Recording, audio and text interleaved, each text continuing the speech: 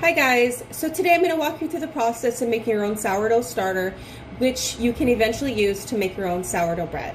So first things first, you're going to want to start with the same exact flour that you're going to use eventually in making your own bread. So for example, what that means is if I was going to make a loaf of white bread, then whatever flour I plan on using to make that loaf of white bread, that's the exact flour that I'm going to use to create my starter with. So spelt bread gets spelt flour to create the starter with, and etc. And the reason why we're doing that is because in the process of creating your own sourdough starter, when you create a real sourdough starter, what you're doing is, through the process of creating that starter and the fermentation, enzymes are created that are specific to that grain. So those enzymes help you digest that grain. And like I said, they are specific to that grain. So you cannot take the enzymes that were used, the enzymes that were created when you created a spelt sourdough and turn it into a wheat flour bread and expect it to act the same or to give you the same benefits as if you threw it into a spelt bread. Okay, so since I plan on making challah, which is just white flour, or just it's a bread made with basically just white flour. Traditionally, I'm going to use that same white flour and create my sourdough start with it. So this is just some all-purpose flour, and I'm going to take that. I already did it actually before this video. But you take that and you put in equal parts of the flour and water, so it's 1 to 1, and you put it into a mixing bowl and mix it together. So this is what I mixed together. It has the consistency of about pancake batter, if you can see that, okay?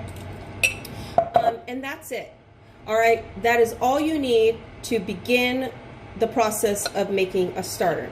There is a belief that you need sugar, yeast, or combination of both in order to create a start, and that is incorrect information, at least when it comes to sourdough. Now, you can use sugar, yeast, or combination of both if you want to get your starter started faster.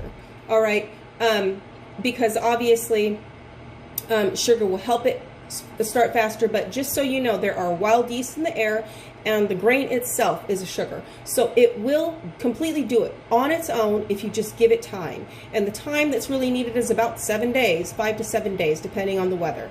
So it's not much long time that you're going to have to wait anyway.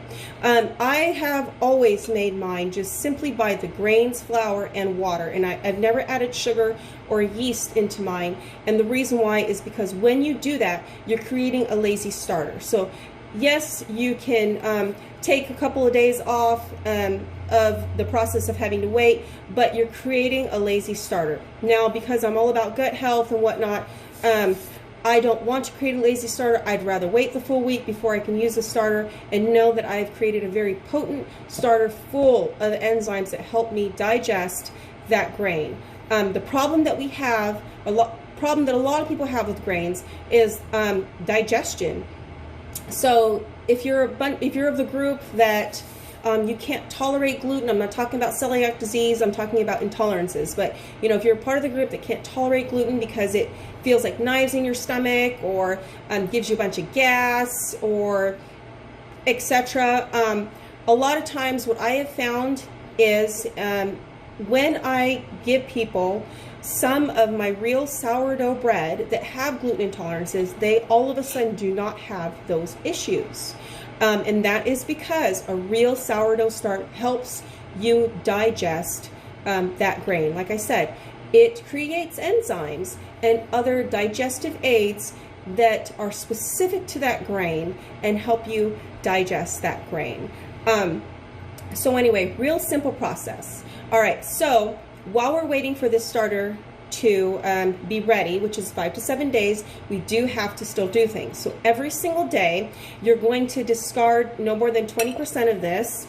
And then you're going to replenish with the same exact amount that you discarded. So if I take out a couple tablespoons, I'm gonna have to put a couple tablespoons of flour and water right back in, mix it up, cover it again, set it aside, and repeat that every single day. After about 5 to 7 days, now what I can do is, instead of taking my discard and throwing it away or down the drain or wherever you're gonna put it, I can actually take the discard, and now that is yeast. It is strong enough to be a yeast to make bread. And that is a standalone yeast. You do not need, when you're making your loaf of bread, you do not need to add any more yeast other than the sourdough starter in order to let your bread rise. So sourdough is a grain's yeast. That's another wonderful, cool thing about making your own sourdough starter. So anyway, so then you would just, after about 7 days, I'm going to take what I would discard, and I'm going to start making loaves of bread of that. So every single day, you're going to have to discard, even after your sourdough is ready. You're still going to have to discard every single day, otherwise it can create a bad bacteria issue. You'll smell it. It'll smell really, really pungent like sourdough. So you have to discard and replenish every single day. And it's up to you after the 5 to 7 days if you want to make bread that day with it.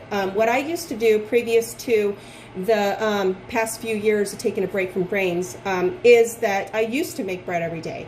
I would take my discard every single day after the initial 5 to 7 days, but once that sourdough start was strong enough, I would take my discard and I would make a loaf every single day, and that was my family's daily bread. So pretty cool thing that you get to make fresh bread every single day, knowing that it is real sourdough bread. All right, so I hope that has helped you and help you see that it's very easy to create your own sourdough bread. And if you were staying away from grains or staying away from gluten because of what it was doing to your digestive system, then give this thing a try, and be sure to shoot me a comment and let me know how it did for you. All right, thank you guys. Bye for now.